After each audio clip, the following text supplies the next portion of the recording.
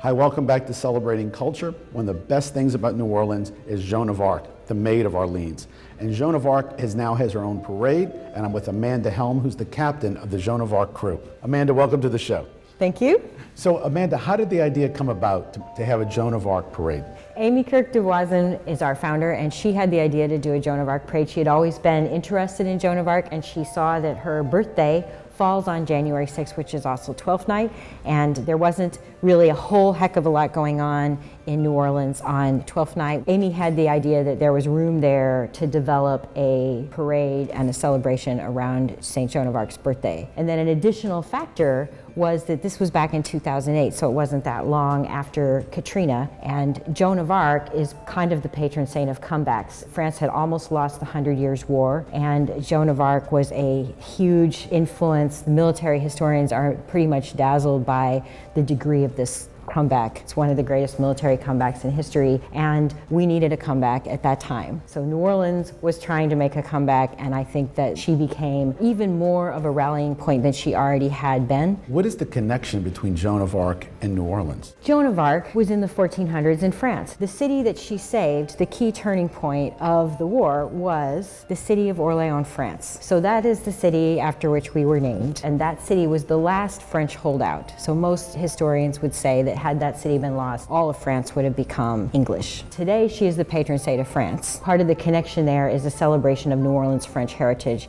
and the things that make New Orleans distinct from the rest of the United States, which is a more predominantly English heritage. So France gave New Orleans a gift of the statue of Joan of Arc. Yes. And that's on Decatur Street. It's now on Decatur Street, and it has moved around a couple different places in the city, but that statue was a gift from France, celebrating how New Orleans is seen also by France as the French outpost of the United States. As you see her life, it's a great educational experience. The parade tells the story of St. Joan of Arc's life. Since our second year, we have had a young Joan who is selected from the community, and that is a competition, so they have to send in a leadership essay.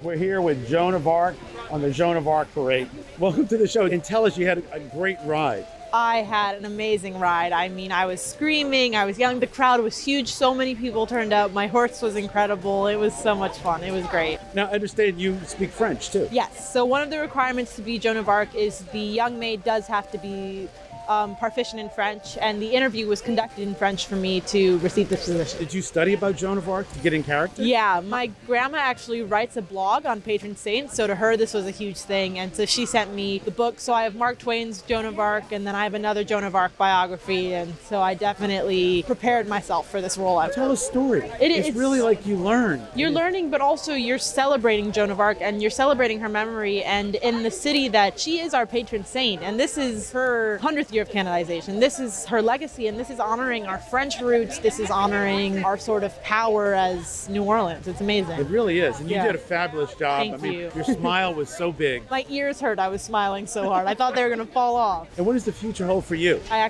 was accepted into Yale University. You were? Yeah. So I will be attending Yale this fall. I'm class of 2024. I'm incredibly excited and honored. Congratulations. Thank That is so you. wonderful.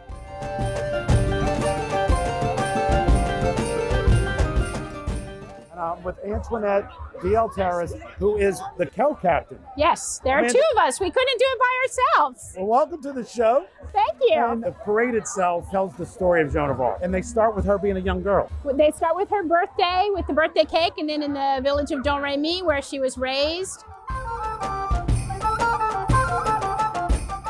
Then we hear her voices.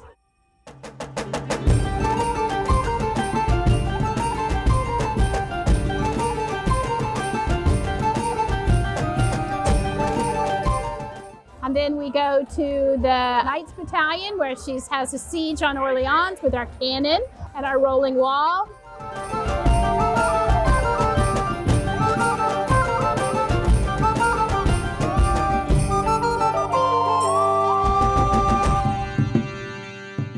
And then, of course, the city of Orleans and our king and our queen and our maid. And then the trial.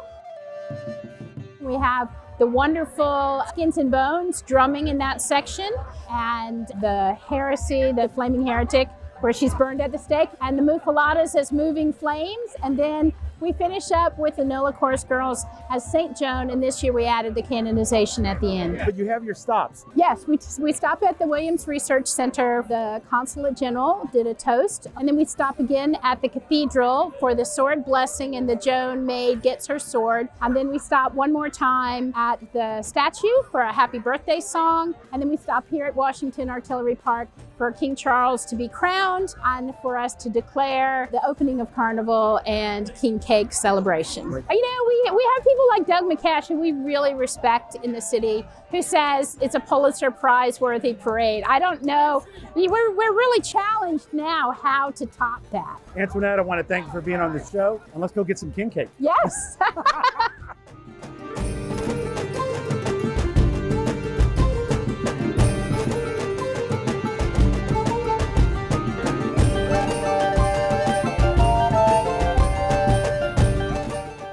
What year did Joan become a saint? Joan became a saint in 1920. And what should be noted is that's right after World War I ends, and it's also she becomes the patron saint for women in the military. Yes, she's the patron saint for women in the military. She's a patron saint of rape victims. She's a patron saint of many things. She's probably one of the very first female military commanders. Joan of Arc is actually a patron saint of an era where we need now to bring attention to women issues. Yes, and I think that's something that really motivates a lot of the participants in our parade. Our parade is not only women, but it does particularly appeal to women, and we have a lot of women who are really touched by her strong story.